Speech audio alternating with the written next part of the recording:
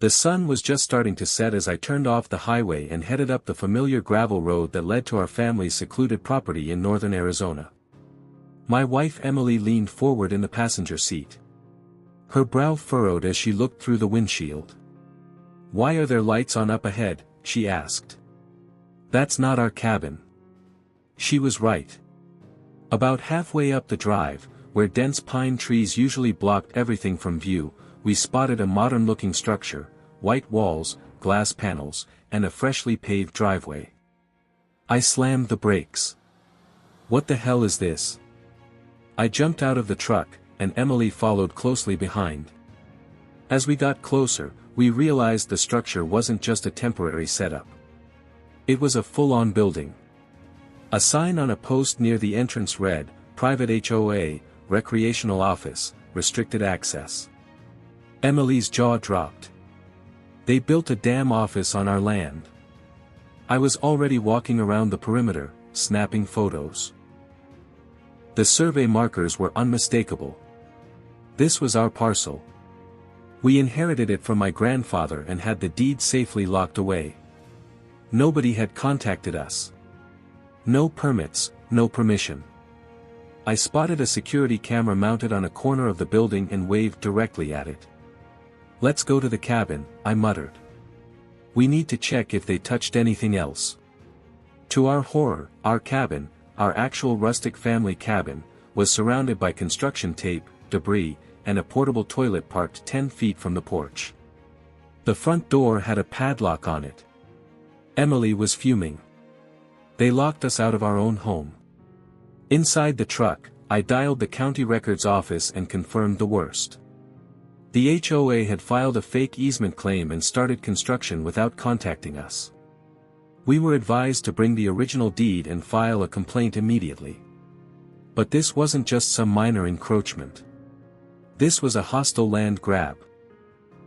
By the time we got home that night, we had copies of every legal document we needed, drone footage of the structure, and several neighbors ready to vouch for our ownership. "They think we're just going to let this slide," I said, my voice steady with anger. "They've got another thing coming." Emily looked at me. "What now?" I opened the gun safe. "We're going back at dawn." The next morning, the sky was still dark when we rolled out. Emily packed the thermos while I double-checked our gear. I wasn't planning to use anything unless things got dangerous, but we weren't taking chances. This was our land, and we were done being pushed around. I strapped my legally owned AR-15 over my shoulder, holstered my sidearm, and threw a heavy-duty bolt cutter into the bed of the truck. Emily was just as ready. She carried our locked case with the drone, body cams, and copies of the original deed. "We're recording everything," she said, "no matter what happens." By 6:30 a.m., we were back on the property. The morning light glinted off the glass windows of the illegal HOA building like it was mocking us. There were 3 luxury SUVs in the parking lot and 2 men in collared shirts sipping coffee on the porch. Emily fired up the drone as I stepped out of the truck and walked calmly toward the porch. The moment the men spotted my rifle and the drone circling overhead, they froze. One of them, a guy in his 60s with slick-back gray hair, stood up and barked, "This is private HOA property. You can't be here." I stopped 10 feet from him and pointed toward the woods behind them. "You built this on our private land. We own this parcel, and that cabin you padlocked? That's ours." He smirked. "We had approval. The easement was filed. You're trespassing." Emily stepped forward, holding up the documents. "Wrong. The easement you filed is fake. This is the actual deed, stamped by the county. You're the ones trespassing." He started to say something, but his eyes dropped to the drone now hovering overhead, then to my weapon. "Are you threatening me?" I didn't flinch. "No, but I'm exercising my right to defend my property. You should leave now." Inside the HOA building, we noticed movement. A woman with short blonde hair and a clipboard peeked out, then slammed the door shut again. A few seconds later, 2 other men appeared, looking visibly nervous. One of them muttered, "They're armed. Let's go." "You'll hear from our lawyers," the older man shouted, but even he was backing toward his SUV. Emily laughed under her breath. "Yeah, so will you." Within minutes, they were all gone, tires kicking up dust. We cut the padlock off the cabin and stepped inside. Dusty, untouched, but still ours. "They really thought we wouldn't come back," Emily said. I looked at the camera drone, still circling. This is just the beginning. After reclaiming our cabin and securing the site, we knew the next step had to be airtight. We weren't just going to kick them off, we wanted them exposed. So, we drove straight to the county land records office.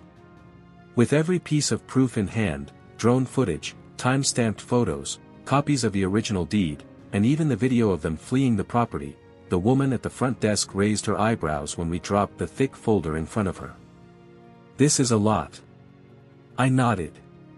"And all of it's real. They built an entire HOA building on our property with no permission, fake easement, locked us out of our cabin."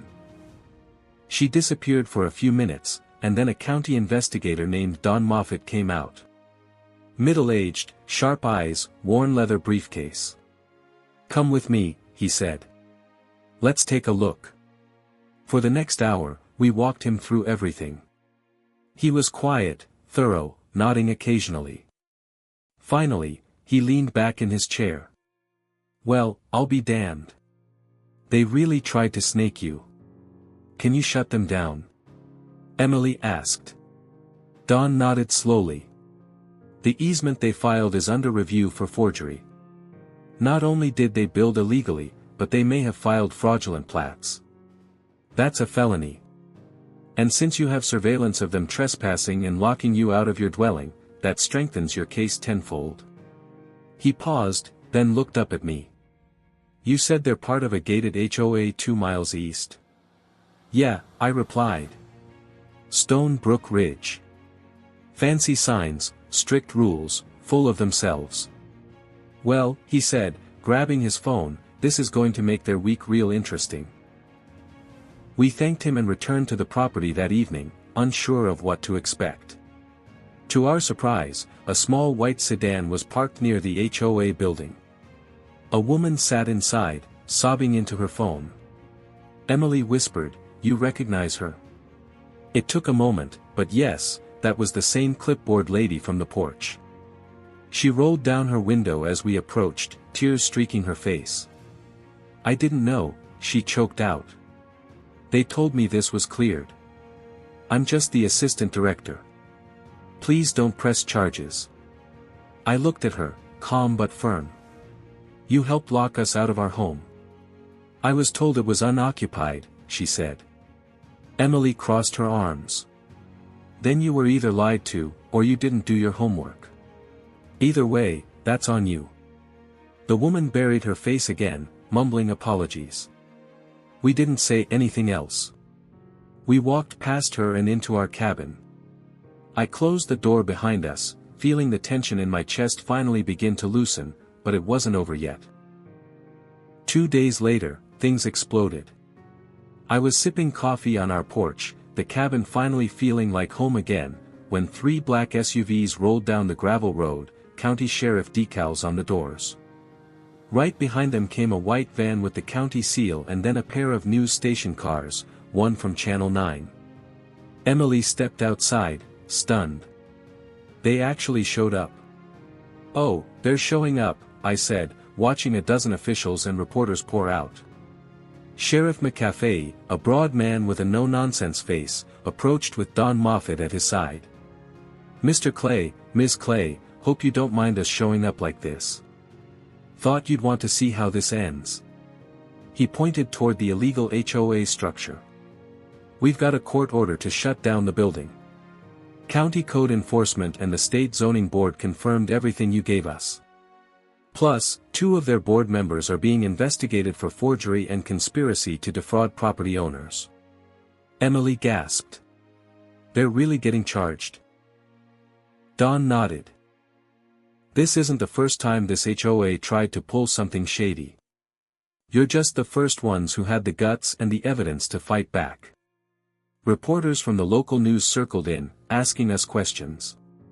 We kept it brief, told them we were landowners locked out of our own home, and now justice was finally happening. The sheriff's deputies began removing padlocks and taping condemned county order signs on the HOA building's doors.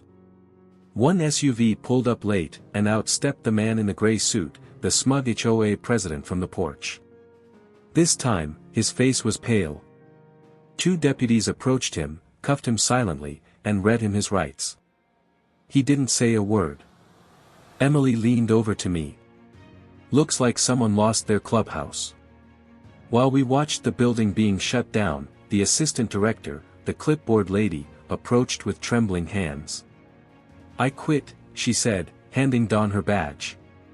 I never want to work for people like that again. He took it without a word. By the time the sun began to dip below the pine line, the land was quiet again. The illegal office was empty. The trespassers were gone.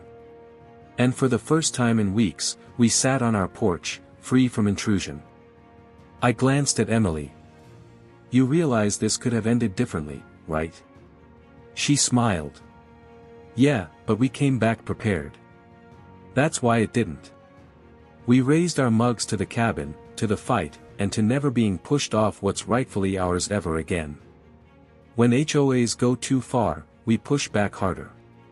If you love real justice stories like this, hit that subscribe button, drop a like, and tell us what you do in the comments. More wild HOA drama is coming.